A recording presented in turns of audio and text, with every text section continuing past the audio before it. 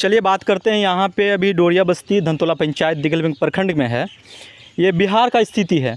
यहाँ पे आइए बात करते हैं कुछ जनता से, यहाँ पे ग्रामीणों से, कि इनका क्या यहाँ पे हालात है और क्या क्या मजबूरी है और क्या क्या इन लोगों को प्रावधान मिलता है। आपका नाम क्या हो चाचा? नंद किशोर गणेश। अच्छा, इस गांव की आबादी कितनी है? लगभग 6,000 तक। 6,000 होगा।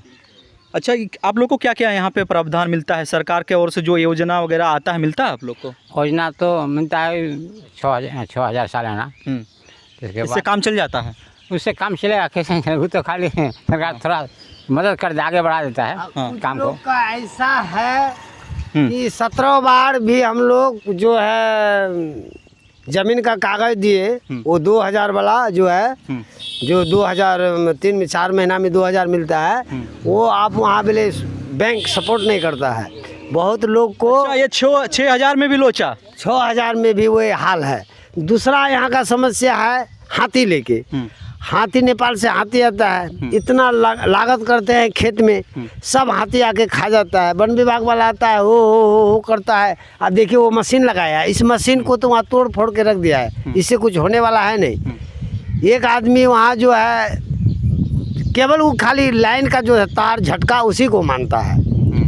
और यहाँ ये तो देन है, प्रधानमंत्री योजना जो है अटल बिहारी का देन था कि हम लोग को भले ये रोड बन गया। अच्छा, नहीं तो यहाँ का सड़क, वहाँ उस समय का सड़क, अभी तो जीना भी हराम है। यहाँ देख लीजिए गली कुची में जो है हम लोग का, ये गली कुची जो है रोड नहीं बन पाया है। आप गांव में घूमे होंगे, देखे होंगे। हाँ।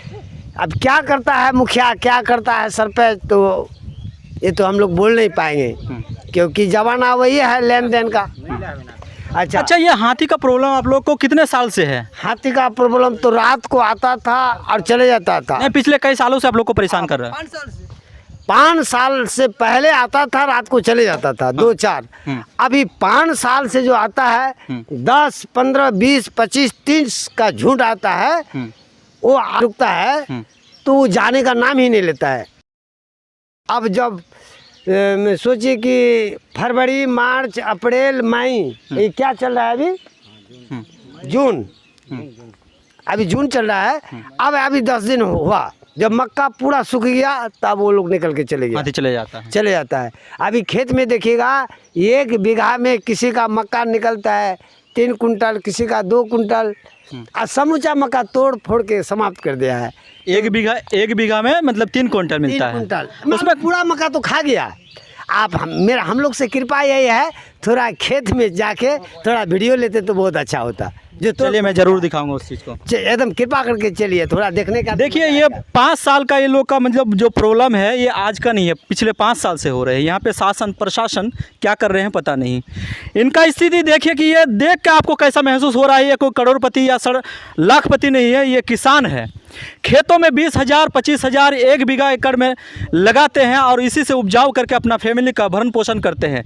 लेकिन ऐसा देखिए कि ये जो हाथी का तांडव होता है, नेपाल से हाथी घुसते हैं और ये खेतों का बर्बाद करके चले जाता है, नाश करके चले जाता है। क्या एक किसान अपने बच्चे को, अपने परिवार का भरण पोषण कैसे करेगा? अपने बच्चे को कैसे पढ़ाएगा? अब हम लोग का नौबत आ गया है, या सिर्फ सरकार अगर वोट चाहिए, सरकार चलाना हो तो हम लोग को सिर्फ गाय भैंस का लोन चाहिए, बस। इसके सिवा हम लोग को और जीना कोई विकल्प है नहीं। क्योंकि खेत, धान, आलू, प्याज जो कुछ भी लगाते हैं सब हाथी नष्ट कर देता है।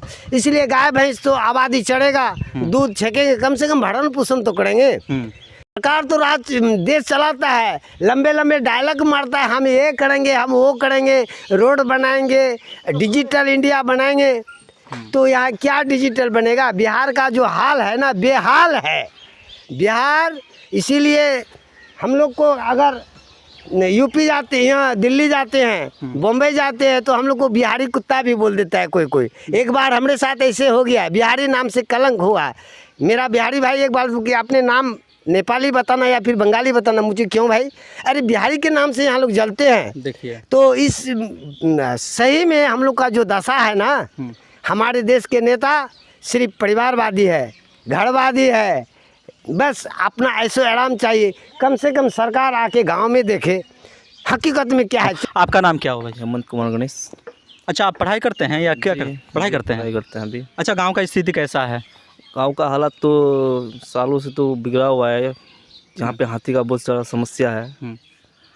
और तो बस अच्छा, पढ़ाई वढ़ाई में आप लोग को कहाँ सहायता कुछ मिलता है? सहायता तो नहीं मिलता है, वो अपने खुद से ही पढ़ना पड़ता है। अभी सरकारी स्कूल है तो आगे चल के 10 क्लास के बाद तो खुद ही पढ़ना पड़ता है। सर 10 क्लास के बाद? तो 10 क्लास के बाद पढ़ाई करने में मतलब समक्ष रहते हैं आप लोग? हाँ करते हैं। मुसीबत होता है? मुसीबत होता है, फिर भी पढ़ते हैं इंटर तक। इसके बाद तो बच्चा लोग कौन कहाँ जाता है उसका तो मतलब इंटर तक पढ़ते हैं, उसके बाद और कुछ नहीं? कुछ नहीं। देखिए 12वीं तक पढ़ाई कर पाएंगे, क्योंकि इनका स्थिति देखिए कि गांव का ऐसे किसान का बेटा कैसे पढ़ेगा। हम 2 बीघा आलू खेत किए, मतलब 5-10 साल से कर रहे हैं। अगले साल तो कम कम खाया। इस बार 2 बीघा 7 कट्ठा में आलू बोए थे, तो उसमें 40,000 मेरा रुपया लगा। तो लोग देख के हाय हाय करने लगा कि हम जो पटना में ट्रेनिंग लिए थे फुलवारी शरीफ में, तो आलू के लिए हमको बहुत अच्छा जानकारी है। एक रात में मेरा हाथी आलू खा गया। और जो हम पेपर में आया था अभी, और हम लोग लिख पढ़ के सलाहकार को बीओ को देते हैं कि इससे पहले कुछ होगा नहीं, क्या लिख पढ़ के देना है। और 2 साल पहले बोलता है कि क्षतिपूर्ति जो है वन विभाग वाला जो है वो लोग करेगा, क्योंकि वन विभाग वालों के पास करोड़ों का खजाना रखा हुआ है। तो यहाँ जब बारी आता है तो बोलता है कि क्या एप्लीकेशन दे के क्या करोगे। तो कृपा करके चले बाबू, हाथी जो जरूर दिखाऊंगा। देखिए हालात क्या, मैं इस शो को मैंने इसलिए शुरू किया है कि हालात शहरों के आप देख पा रहे हैं, लेकिन जो गांव में जो किसान है, जिनकी आवाज़ उठाने वाला कोई नहीं है, जिनकी सुनवाई करने वाला कोई नहीं है, उसके लिए मैं सोचा कि ये शो जरूर करूं और ये किसान के हालात जो है दिखाने का कोशिश करूं। आपका नाम क्या हुआ?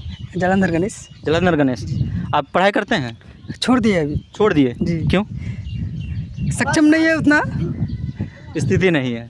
हाँ, अच्छा, स्थिति कम। कितने क्लास तक पढ़ाई की है? +2 किया है। +2 की जी। है। 12वीं तक पढ़ाई करके छोड़ दिए? जी। आगे कोई नहीं? नहीं है। अच्छा, अपने बाल बच्चों को क्यों कैसे पढ़ाएंगे? देखिए 12वीं तक पढ़ाई करके जिसका स्थिति कुछ ना हो सके, वो पहले से उसको पता है कि हम आगे नहीं पहुंच पाएंगे, कुछ नहीं कर सकते हैं, क्योंकि उनके सक्षम नहीं है। गांव देहात से आगे जाएंगे तो किस हालात से जाएंगे? आप बताइए कि अगर कोई बच्चे को अपना पढ़ाना चाहे कि खेती करके हम पढ़ाएंगे भी, और उसका फसल को उनका हाथी आके तांडव करके उसको बर्बाद कर दे, तो कैसे बच्चे को भेजेंगे? अगर कोई सोचता भी होगा कि हम अपने बच्चों को अगले साल कोई अच्छे एजुकेशनल के लिए, अच्छे पढ़ाई के लिए आगे भेजेंगे, आगे पढ़ाई कराएंगे, लेकिन अगर इसी साल उसका हाथी का आगे तांडव करके बर्बाद करके चले जाता है, तो उस बेटे को खेतों में काम करने लेके जाएगा ना उसको पढ़ाई करने लेके जाएगा। इंसाफ आप पे छोड़ते हैं। ये सिर्फ एक गांव की स्थिति नहीं है।